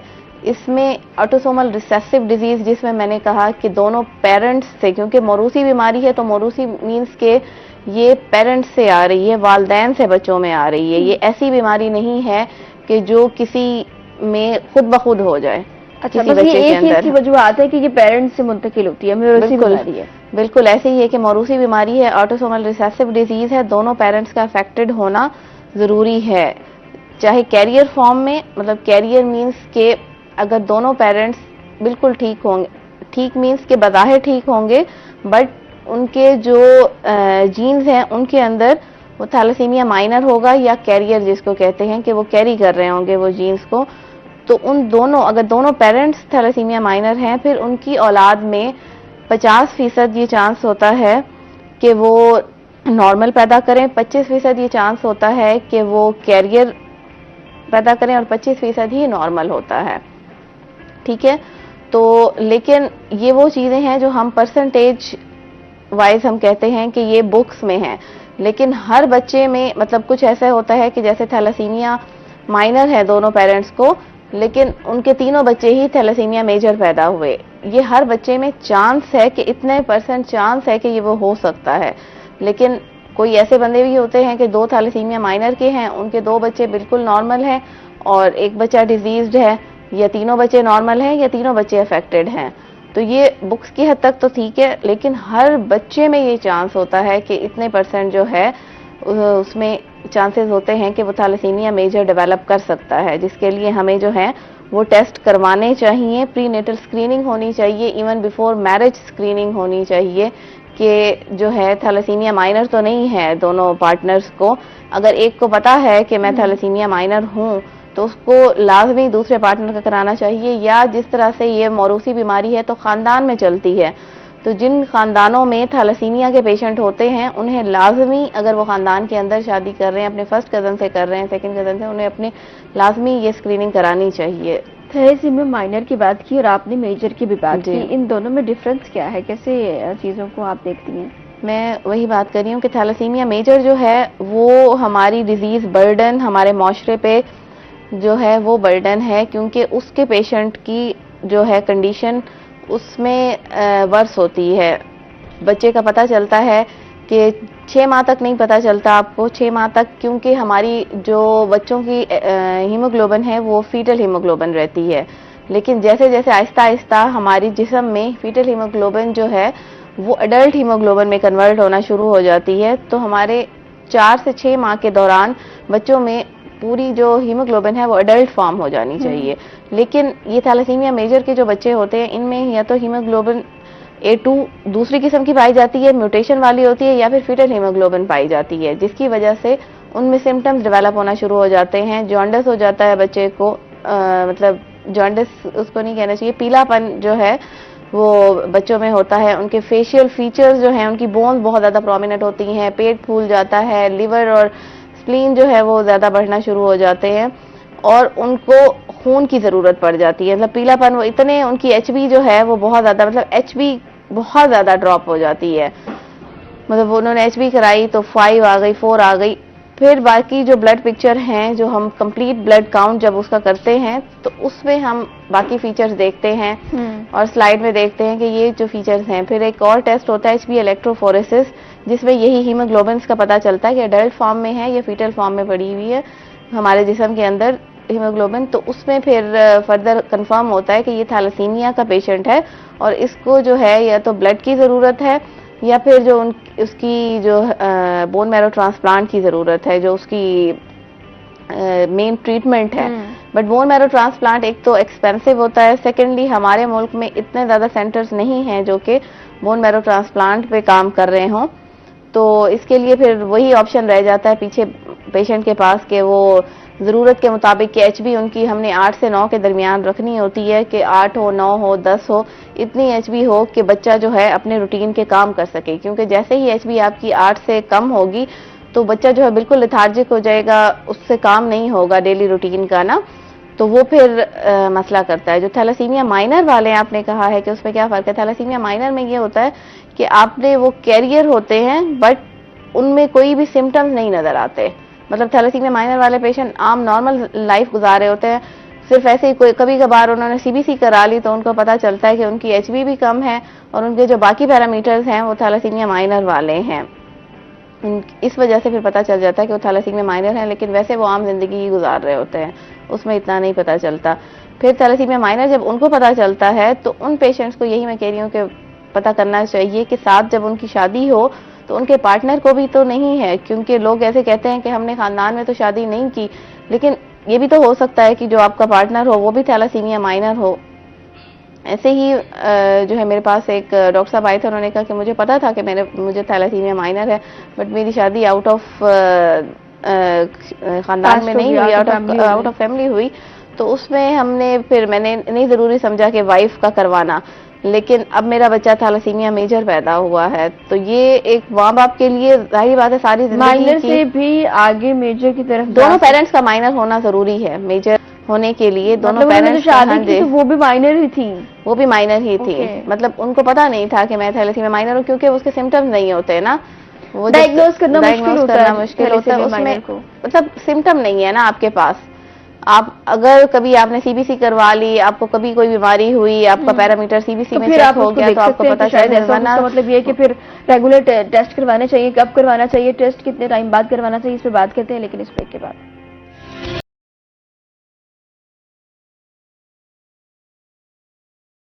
Welcome back. एक बार फिर से आपको खुशामदीद कहते हैं। मैदे के बारे में हम आज बात कर रहे हैं।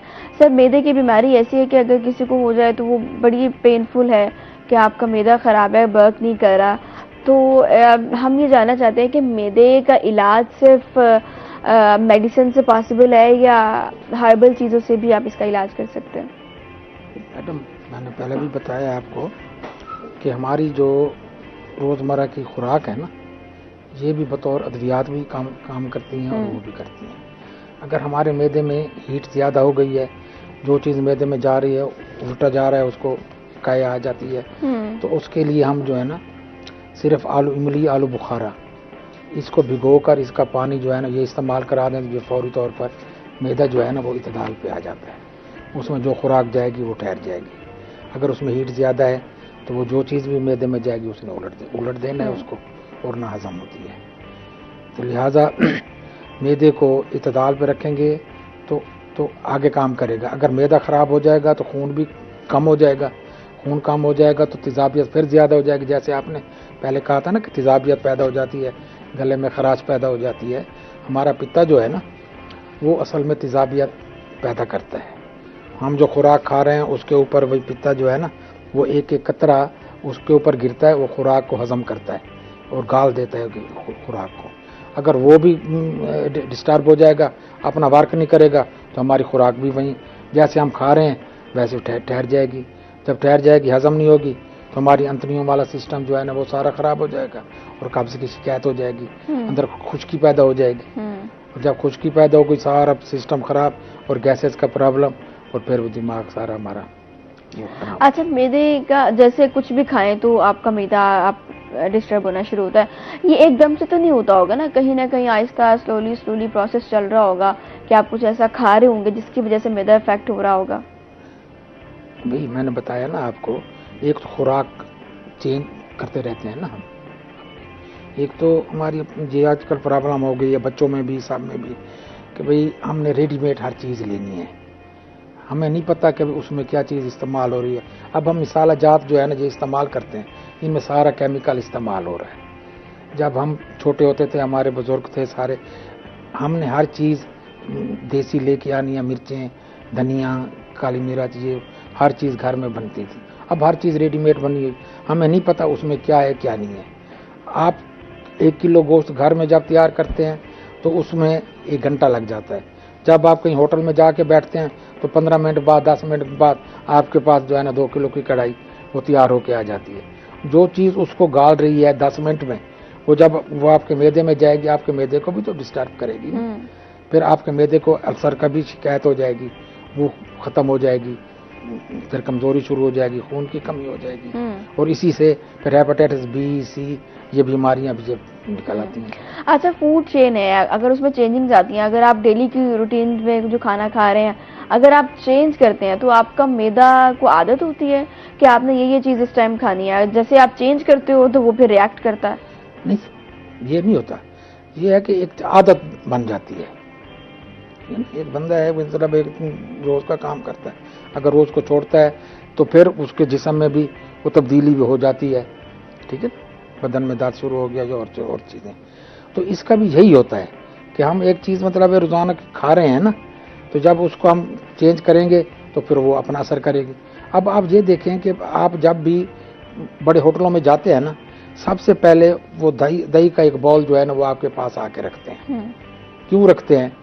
बेवकूफ़ नहीं है वो, इसलिए कि उनके सारे खानों में सारा मिसाला जात इस्तेमाल हो रहा है। जब आप उसके साथ जो है ना एक चम्मच दही का भी साथ लेंगे ना, वो जो खुराक अंदर जा रही है ना वो सारी तदाल पे आ जाएगी, और उसका मिसाला जो है ना वो उसके तोड़ उन्होंने पहले रखा हुआ है। जब तोड़ नहीं होगा तो कोई भी नहीं।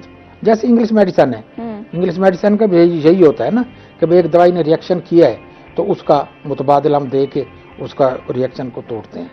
इसलिए हमारी ये मिसाला जात हैं या खुराक है, इसका भी यही होता है कि इसका तोड़ मुतबादिल जो है ना वो साथ रखना चाहिए। जब तक आप मुतबादिल, आप चिकन खा रहे हैं, बीफ खा रहे हैं, मटन खा रहे हैं, तो इसका भी यही तरीक़ाकार है कि एक तो इसको जब आप गला हुआ खाएंगे तो वो अपना और असर करेगा, जब आधा कच्चा आधा पक्का खाएंगे तो उसका वो अपना वो फंक्शन करेगा, उसने हजम ही नहीं करना, सारा खत्म हो जाएगा सिस्टम। अच्छा, मैदे का अल्सर की आपने बात की। हाँ जी। अल्सर क्या है मैदे का? मैदे का अल्सर है, मैदे में जख्म हो जाते हैं जाके। अच्छा।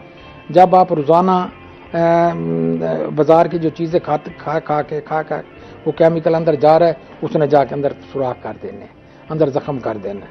जब जख्म जाएगा तो आप जो चीज़ भी खाएंगे सिवाय मीठे के तो हर चीज़ में उसने जलन पैदा करनी है और उसने करना है, और जो चीज़ भी अंदर जाएगी बोझ होगा तो पेन शुरू हो जाएगा मैदे का। ठीक है, जाहिर है वो एक जख्म है तो वो तो अगर हाथ पे भी आपके जख्म हो तो आप अवॉइड करते हैं, तो कोई मिर्चों वाली चीज़ ना लग जाए, या कभी कभी पानी भी आपको लग रहा होता है तो आप, तो मैदे का भी यही है कि मैदे में अगर जख्म हो गया तो फिर आपको उसका फौरी तौर पे, क्योंकि जब तक उसका जख्म सही नहीं होगा आपका सारी बॉडी जो है ना वो डिस्टर्ब रहेगी। अच्छा ठीक है, अब हम अपने मैदे की एफिशिएंसी को, कारकर्दगी को बेहतर बनाने के लिए, फंक्शंस करने के लिए अच्छे, तो हमें क्या चीज़ खानी चाहिए? कौन से फ्रूट्स खाने चाहिए? खुराक तो आपने बता दी कि सब्जियों का इस्तेमाल करना है, कौन कौन से फ्रूट्स का इस्तेमाल करें कि हमारा मैदा ठीक वर्क करे? आप तरबूज का इस्तेमाल कर सकती हैं, सेब का इस्तेमाल कर सकती हैं, केले का इस्तेमाल कर सकती हैं। केला 2 केले खा के 1 कप दूध का पीने से ये होता है कि हमारी बॉडी जो है, ये हड्डियाँ एक तो ये मजबूत हो जाती हैं, दूसरा ये इसके ऊपर गोश्त की लेयर चढ़नी शुरू हो जाती है। जैसे बच्चे हैं ना कि कहते हैं जी कमज़ोर है, ये हड्डियों का ढांचा बनती जा रही है बच्ची, तो उसका यही होता है कि उनको केला पहले खिलाएं, मिल्क शेक नहीं बनाना, उसका पहले केला खिलाना है, फिर उसके ऊपर दूध पिलाना है। ये आप रूटीन में उसको ले जाएंगे, अब उसका वजन भी बढ़ना जो शुरू हो जाएगा, गोश्त भी बनेगा, और कैल्शियम की वजह से ये उसके हड्डियाँ वो भी ठीक हो जाएंगी। केला खाना है और दूध पिना है, मिल्क शेक क्यों नहीं बना के पी सकते? उसकी फिर चेंज हो जाती है सारी, उसकी अफादियत और वो चेंज हो जाती है। ओके, वो चेंज होती है। अक्सर हम सुनते हैं ना कि जिन लोगों को शिकायत होती है कि वजन कम है तो वो बढ़ाने के लिए कह देते हैं कि आप मिल्क शेक, केले का मिल्क शेक पी लें। केला बजाते खुद जो है ना, केला हो गया, आलू हो गया, इसका यही होता है कि इसने एक तो वजन भी बढ़ाना है और मोटापा भी पैदा करना है इसने मतलब गोश्त को वो करना है। और ये चीज़ें पता है क्या, हम इसलिए नहीं खाते, अवॉइड करते हैं मोटापा हो जाएगा जी, वजन बढ़ जाएगा। एक तो ये भी आजकल है ना कि वजन ना बढ़े, मगर उसके फिर नुकसानात हो जाते हैं।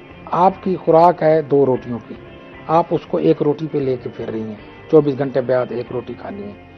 मैदा तो आपका वही वैसे फंक्शन कर रहा है ना, चल रहा है ना, तो जब वो खाली से चलेगा उसने जाके जख्म भी करने हैं और डिस्टर्ब भी करना है सारा, उसको खाली नहीं छोड़ना मैदे को बस। अच्छा, हमने ये भी सुना है कि जाहिर है जिन लोगों को ज़्यादा भूख लगती है तो वो ज़्यादा खाना खाते हैं, तो वो उनका स्टमक उसी तरह फंक्शन कर रहा होता है। फिर ये होता है कि हम ये कहते हैं कि उसने खुराक कम कर दी है तो उसका मैदा सिकुड़ गया है, तो वो अब अगर 2 रोटी पहले खाता था अब 1 खाता है तो वो मैदा सिकुड़ गया, अब उसको भूख भी 1 रोटी की लगती है। तो ये मैदा सिकुड़ना, मैदे का फैलना, ये क्या सिकुड़ता नहीं है। मैदा जो है ना असल में खुश्की की वजह से, एक कमी की वजह से, खुराक में मतलब आप ऐसी खुराक इस्तेमाल कर रहे हैं बजाय उसमें लुब्रिकेशन पैदा हो या कोई लिक्विड हो उसमें, तो वो उसकी कमी की वजह से, खुश्की की वजह से वो सिकुड़ना शुरू हो जाता है और उसी की वजह से खुराक हजम नहीं होती और वो आगे पासान मतलब मुश्किल से हो जाती है। जब एक गंदगी अंदर खड़ी है तो ज़ाहिर है वो सारा जिस्म उसका डिस्टर्ब हो जाए और इसी की वजह से कब्ज़ को हम अतिबा कराम जितने भी हैं वो सारे इसको उम्मुल अमराज बोलते हैं, अमराज की माँ। ये कब्ज़ जिस बंदे को हो जाएगी उसमें सारी मर्ज़ें फिर निकल आएंगी, जिगर भी ख़राब हो जाएगा, उसका गुर्दे भी ख़राब हो जाएंगे, मसाना भी ख़राब हो जाएगा और इसी से सारी मर्ज़ें। और जब ये हम और कॉन्स्टिपेशन कब्ज़ की आप बात कर रहे हैं, ये मैदे की खराबी के बारे में? मैदे की खराबी की, ओके, खुश्की की वजह से। और टाइफाइड जो है मरीजों में, और वो भी अंतड़ियों की खराबी की वजह से होता है। जब आपकी अंतड़ियां सही काम कर रही हैं, अंतड़ियां क्यों खराब होती? मैदे की वजह से। मैदा सही होगा तो अंतड़ियां ठीक हो जाएंगी, अंतड़ियां ठीक हो जाएंगी तो इससे सारी मर्ज़ें खत्म हो जाएंगी। ठीक हो गया। कॉन्स्टिपेशन आपने कहा कि मैदे की वजह से होता है। अगर किसी को कॉन्स्टिपेशन कब्ज हो जाती है फिर उसका इलाज क्या है? उसका इलाज ये है कि एक तो उसको छिलका इसब गोल हम देते हैं, साबित इसब गोल दे देते हैं। साबित इसब गोल देने का फंक्शन ये होता है कि एक तो वो मैदे में जाके हजम नहीं होता। जैसे हमने उसको लिया है, दूध के साथ लिया है, शरबत के साथ लिया, वो पूरा के पूरा ऐसे पासान होता जाएगा। पासान होगा तो उसमें चूंकि लुब्रिकेशन पैदा होती है, चिकनाहट होती है, वो जहाँ की वो अपने वो छोड़ती जाएगी और वो पूरा पकाने के जरिए वो खारिज हो जाएगा। जब वो खारिज होगा वो सारी आपकी पाइपलाइन जो है ना वो खुल जाएंगी सारी। कॉन्स्टिपेशन और दूध इसका इलाज असल में जो है ना, रात को सोते हुए चाहे सर्दियाँ हैं चाहे गर्मियाँ हैं, आपने 1 कप गर्म दूध का कोसा कोसा होता है चाय की तरह उसको ले लें आप, मतलब वो पी के सोना है। ठंडा दूध जो है वो कब्ज करता है, ठंडा दूध। और ये जो है ना अपना नीम गर्म दूध पीना है और अगर इस पर गोल का इस्तेमाल करें तो वो बेहतर हो जाएगा। ठीक हो गया। इसी के साथ वक्त ब्रेक का, वापस आ रहे हैं इस ब्रेक के बाद।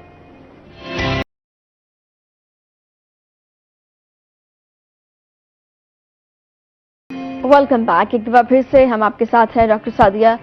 थैलेसीमिया किस उम्र में जाहिर होता है या कभी भी हो सकता है? इसका कोई लिमिट नहीं है कि इस उम्र में आपने चेकअप करवाया या इस उम्र में उसके सिम्टम्स जाहिर होना शुरू होते हैं? जैसे कि मैंने आपको पहले बताया कि थैलेसीमिया जो है वो बच्चे में बाय बर्थ ट्रांसफर हो चुका होता है, मतलब उसमें वो जो जेनेटिक चेंज है ये बाय बर्थ होती है। बाकी जब आप टेस्ट कराएंगे तब आपको पता चलेगा। नहीं, जो थैलेसीमिया मेजर है वो आपको 4 से 6 माह की उम्र में सिम्टम्स अपीयर होना शुरू हो जाते हैं कि आपका बच्चे के बहुत ज़्यादा पीला बनाना शुरू हो जाता है, उसको भूख नहीं लगती, वो बहुत ज़्यादा कमज़ोर रहता है, बिल्कुल आपके रूटीन के काम नहीं कर सकता, उठ नहीं सकता, बैठ नहीं सकता, उसका पेट फूलना शुरू हो गया है, उसकी जो है फेस की वो बोन्स बहुत ज़्यादा प्रोमिनेंट होना शुरू हो गई हैं। तो उसमें आपको फील होगा कि ये बच्चा नॉर्मल उस तरह से नहीं है जैसे बाकी बच्चे हैं। तो फिर उनके जब ब्लड टेस्ट कराए जाते हैं तो पता चलता है कि ये जो है थैलेसीमिया का पेशेंट है और इसको अब ब्लड की जरूरत है। आपका खून नहीं बनता, बिल्कुल ऐसे ही खून बन रहा है बट वही डिफेक्ट है। डिफेक्टिव आपकी हीमोग्लोबिन है, आपकी हीमोग्लोबिन डिफेक्टेड है और वो इस वजह से आपके आरबीसीज फिर उस अमाउंट में नहीं बन रहे। अगर बन रहे हैं तो वो भी उतने ऑक्सीजन कैरिंग कैपेसिटी उनकी नहीं है कि वो सारे ऑर्गन को वो ऑक्सीजन प्रोवाइड कर सकें। ऐसे मरीजों को कितने टाइम बाद अपना खून लगवाना पड़ता है या जो भी चीजें हैं इसकी? ये डिपेंड करता है कि पेशेंट की जो है HB कितनी है और वो कितना जो है उसको सिम्टम्स जो हैं वो टॉलरेट कर लेता है।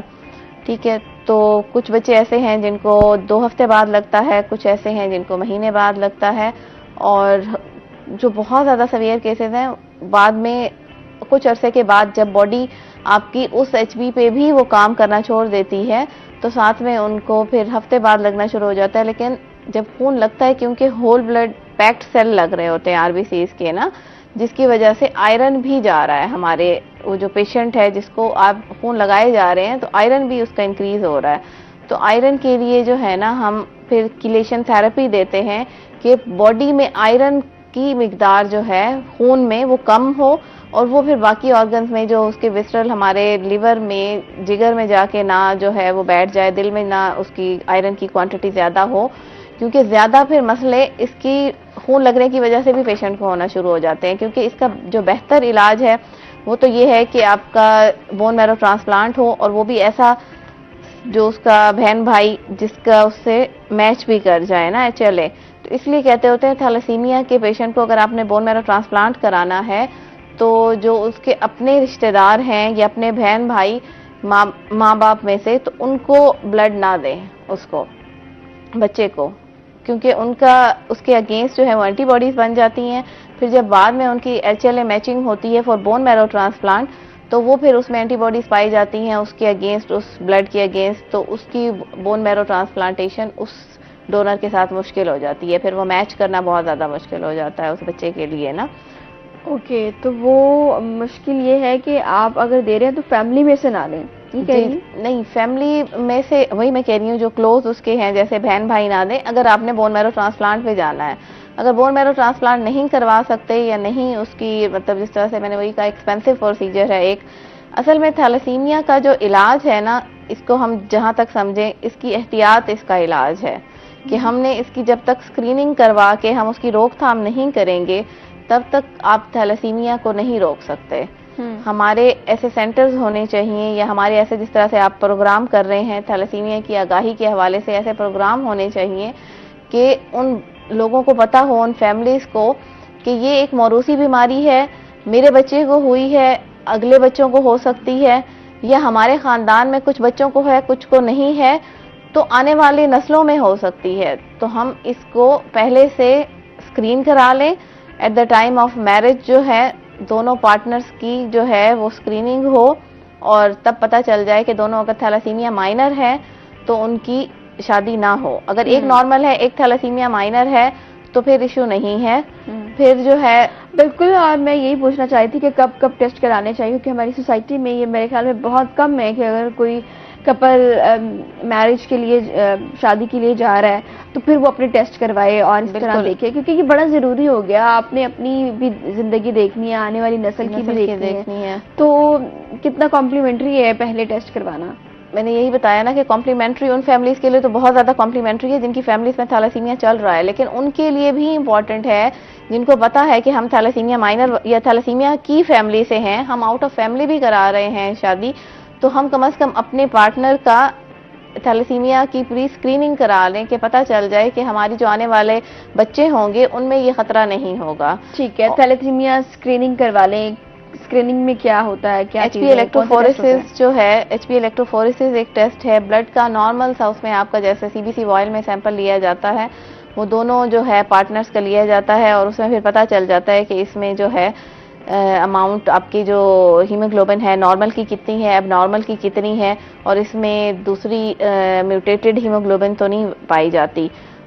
अच्छा, खुदा ना खास्ता अगर जिस तरह से शादी हो भी गई, 2 थैलेसीमिया माइनर हैं कि नहीं जी बहुत ज़्यादा ज़रूरी है कि थैलेसीमिया माइनर की शादी हो गई, मतलब फैमिलीज में ही था, उनको पता था कि हमारी फैमिलीज में है, दोनों थैलेसीमिया माइनर थे, उनकी शादी हो गई, फिर उसके बाद जो है उसमें एट द टाइम ऑफ जब वो प्रेग्नेंट होती है खातून, तब टेस्ट करा लेना चाहिए।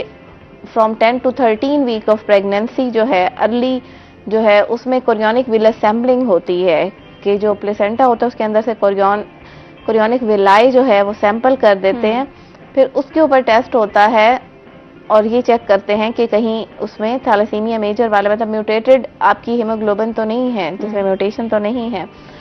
तो अगर उसमें हो तो फिर आपकी वही अर्ली अबॉर्शन जो है वो करा सकते हैं कि 3 मंथ से बिफोर आपको पता चल जाता है तो अबॉर्शन हो जाती है। एक सेकेंड टेस्ट है अमाइनोसेंटेसिस, उसमें भी आप जो है अमनियोटिक फ्लूइड को लेके और उसमें हम वो टेस्ट करा सकते हैं बेबी का कि जो आने वाला बेबी है वो थैलेसीमिया मेजर तो नहीं है। क्योंकि थैलेसीमिया माइनर है तो फिर तो ठीक है कि उसकी फर्दर लाइफ ठीक गुजरेगी, लेकिन अगर थैलेसीमिया मेजर का होता है तो फिर जो है उसको अर्ली टर्मिनेशन ऑफ प्रेगनेंसी करके, ताकि उसमें फिर जो है चांसेस ऑफ ये ना होना कि आगे फर्दर फुल लाइफ है, वो पेरेंट्स की लाइफ है, सिबलिंग्स की लाइफ अफेक्टेड है, पूरे एक खानदान की लाइफ अफेक्टेड है। आप सोचें ना कि आपको पता हो कि आपने हर हफ्ते या 2 हफ्ते बाद जाना है खून लगवाने के लिए, और वो खून भी आपको लग के ऐसा कि आयरन भी साथ लग रहा है, आयरन किलेशन थेरेपी जितनी अच्छी भी कर लें फिर भी आयरन ओवरलोड के चांसेस रहते हैं। वही ना कि तो नॉर्मल लाइफस्टाइल, तो हाँ जी, कितने अरसे तक खून लगेगा और वो तो जब तक उनकी लाइफ करेगी, उनकी लाइफ जो है जब तक है तब तक वो एक ट्रीटमेंट है। अगर वो बोन मैरो ट्रांसप्लांट नहीं करा रहे तो फिर लाइफ टाइम आपको यही करना पड़ेगा। बिल्कुल ऐसे मतलब इसका और कोई इलाज नहीं है। और कोई इलाज नहीं है कि उसमें, क्योंकि मैंने यही बताया ना कि जेनेटिक डिफेक्ट है, उस पर भी काम कर रहे हैं लोग कि पता चले कि ये जो जेनेटिक डिफेक्ट है तो हम अर्ली उस जीन्स की म्यूटेशन को हम ख़त्म कर सकें या उसकी रोकथाम के लिए कोई चीज़ें कर सकें। लेकिन वो अभी इन डॉक्यूमेंट्स, इन बुक्स या इन रिसर्च कहें वो चीज़ें चल रही हैं। अभी तक यही है कि ये ऑटोसोमल रिसेसिव डिजीज़ है जो कि दोनों पेरेंट्स अगर अफेक्टेड हों तो फिर जो है बच्चा भी अफेक्ट होगा, और बच्चे में फिर वो फुल ब्लोन जब डिजीज़ आती है तो तब ज़्यादा मसला करती है। ठीक है, अब हम जो इसका एक ही इलाज है उस तरफ आते हैं, bone marrow transplant. Bone marrow transplant है क्या और कितने % सक्सेसफुल है इसकी रेशो? मैंने पहले यही कहा कि हमारे पाकिस्तान में एक तो इतनी आगाही भी नहीं होती डिजीज़ के हवाले से। हमारा बहुत सारा जो पॉपुलेशन है, हमारी बहुत सारी आबादी का हिस्सा, उनको यही यहाँ तक डायग्नोज होना कि थैलेसीमिया है भी या नहीं है, या थैलेसीमिया के बारे में अब तो खैर गवर्नमेंट ने भी इतने सेंटर्स वो बना दिए हैं कि हर जगह पे थैलेसीमिया की स्क्रीनिंग का या थैलेसीमिया अवेयरनेस के हवाले से प्रोग्राम्स होते हैं, तो उसमें लोगों को पता चलता है। लेकिन लोगों को बस इतना पता होता है खून की कमी है तो हम जो है खून लगवा रहे हैं। उनको ये भी नहीं पता होता कि हम बच्चे का अगर इस तरह से डिजीज डायग्नोज हुई है तो हम इसका बोन मैरो ट्रांसप्लांट करा लेंगे तो बच्चा जो है वो ठीक हो जाएगा।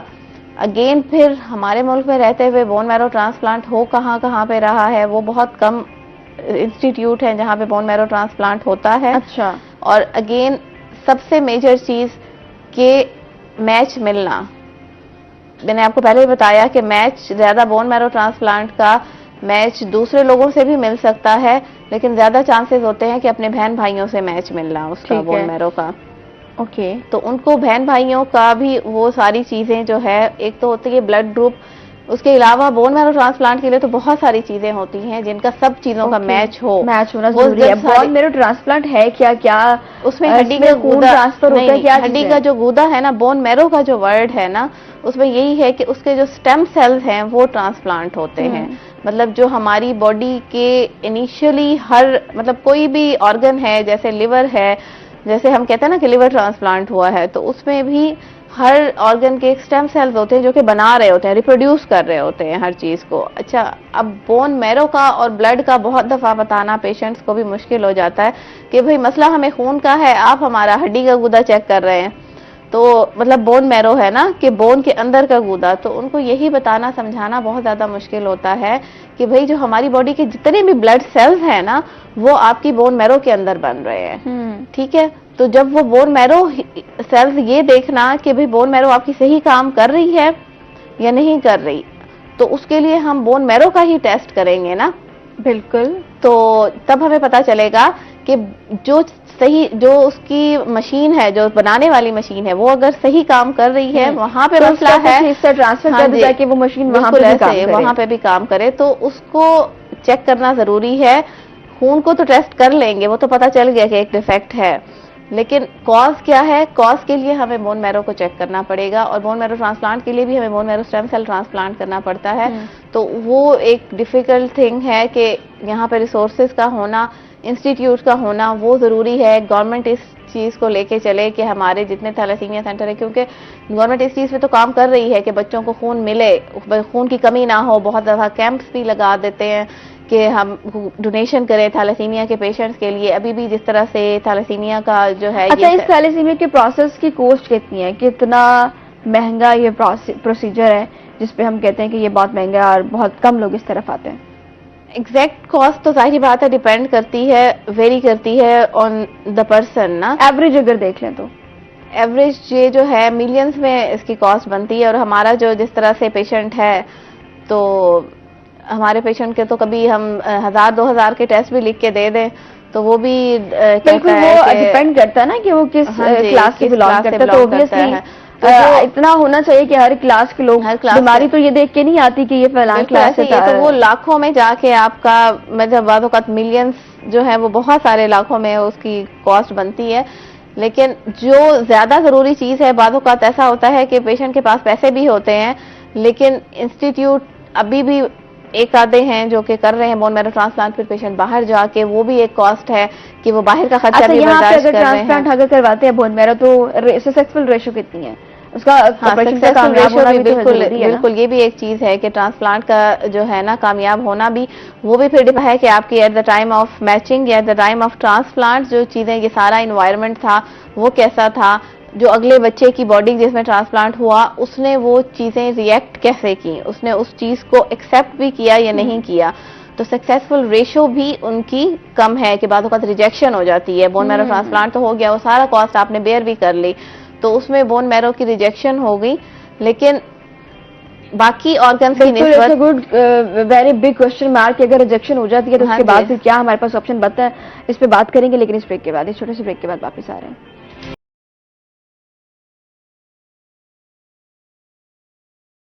Welcome back. एक दफा फिर से आपके साथ है हम।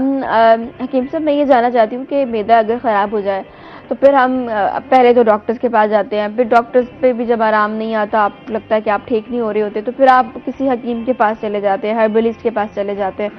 तो फिर वो जो आपको एक दवाई बना के देता है जो कि कुदरती जड़ी बूटियों से बनाई हुई होती है, ऐसी कौन सी जड़ी बूटी है कुदरती जो कि आपके मैदे को ठीक कर सकती हैं? मैडम, हमारी 4 जड़ी बूटियाँ ऐसी हैं, अगर इनका मतवातर इस्तेमाल किया जाए घर में, खाने में, सालन में, तो मैदे के प्रॉब्लम पैदा ही नहीं हो सकते। इनमें लहसुन है, अदरक है, पुदीना है और हल्दी है।